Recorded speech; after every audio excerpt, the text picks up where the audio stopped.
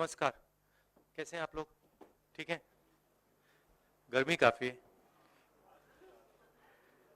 हाँ, भारत छोड़ो न्याय यात्रा में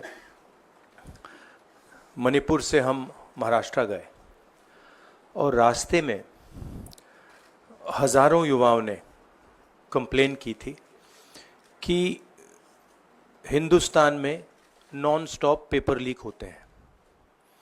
और आज आप सबको मालूम है कि NEET paper and UGC NET के जो पेपर्स हैं वो लीक हुए हैं और एक कैंसिल भी हुआ है। कहा जा रहा था कि नरेंद्र मोदी जी ने यूक्रेन की लड़ाई रोक दी थी। मतलब एक ऑर्डर देके जो रूस और यूक्रेन के बीच में लड़ाई चल रही थी उसको रोक दिया था, ब्रेक लगा दी थी। इजराइल और गाजा के बीच में जो लड़ाई चल रही थी उसको भी नरेंद्र मोदी जी ने रोक दिया था।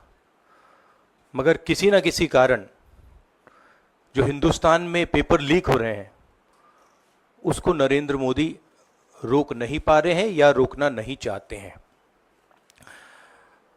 नुकसान स्टूडेंट्स का होता है।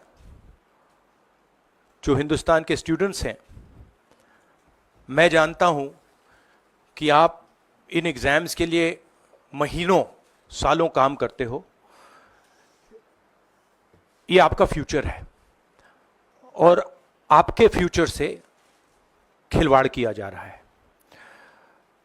मध्य प्रदेश में व्यापम हुआ और अब उस व्यापम को नरेंद्र मोदी जी और उनकी सरकार पूरे देश में फैलाने का काम कर रही है। मैं इंस्टीट्यूशनल कैप्चर की बात करता हूं, मीडिया की बात करी, अलग अलग हिंदुस्तान के जो संस्थाएं हैं उनकी बात की।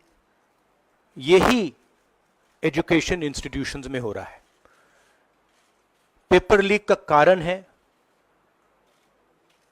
कि सारे के सारे वाइस चांसलर्स, एजुकेशन सिस्टम को बीजेपी के लोगों ने, उनके पेरेंट ऑर्गेनाइजेशन ने कैप्चर कर रखा है।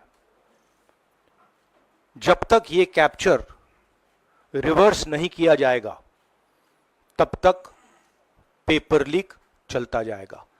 इस कैप्चर को फैसिलिटेट नरेंद्र मोदी जी ने किया है और ये एक एंटी नेशनल एक्टिविटी है क्योंकि ये देश का भविष्य है और इससे हिंदुस्तान के युवाओं को, स्टूडेंट्स को जबरदस्त चोट पड़ती है। इंक्वायरी चल रही है, एक को आपने कैंसिल कर दिया है, अब पता नहीं दूसरे को कैंसिल किया जाएगा या नहीं किया जाएगा। बट कोई ना कोई तो इसके लिए जिम्मेदार है और उनको एकदम पकड़ा जाना चाहिए और उन पे एक्शन लिया जाना चाहिए।